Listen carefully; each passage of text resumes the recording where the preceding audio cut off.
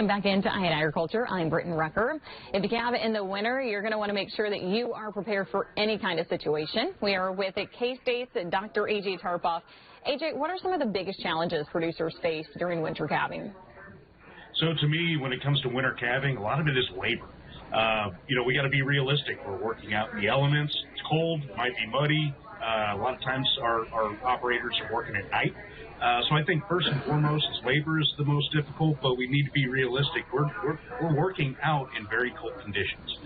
So yes, our animals are impacted by that, but even ourselves, we're also impacted. Now, how does cold stress impact newborn calves, and what steps can producers take to help reduce their losses? So cold stress can be extremely dangerous for young calves. Hypothermia or low body temperature, what happens is the body shunts blood to be able to protect the heart and the brain. And when that happens, we can run into frostbite. We can get animals that almost get comatose because they're so cold.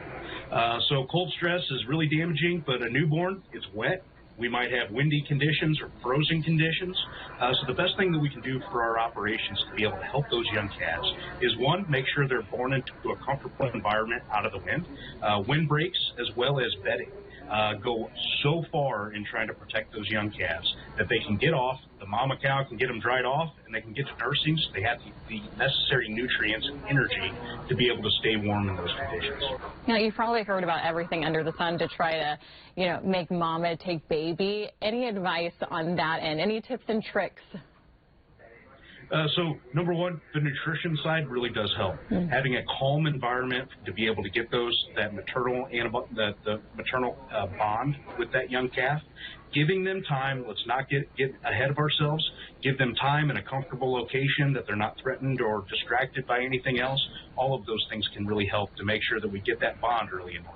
So really vanilla on the nose, not really a hack. Hey, it can always help. If it works for you, great, keep going with it. But it's always back to the basics. There's no perfect silver bullet. Whatever works for your operation, right? Yeah. AJ, why is record keeping especially important during winter calving, and what should producers track? Hey, we're working all days of all hours of the day. So don't count on yourself to remember what happened 2 days ago. You're trying to get through the next hour.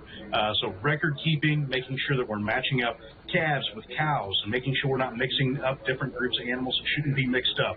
Mistakes happen in the middle of the night when it's dark and we're in a hurry. We want to get back to bed. Recording, making sure that we're keeping track of everything not only helps us when times are stressful, but it also helps us as managers to be able to make better decisions throughout the year, making culling decisions, making management decisions. It all comes down to those records. Now we talked to AJ a lot more from what you should have in your calving kit to K-State's calving schools you should attend. To see our full 10-minute interview, visit the Eye on Agriculture section on your streaming app right now.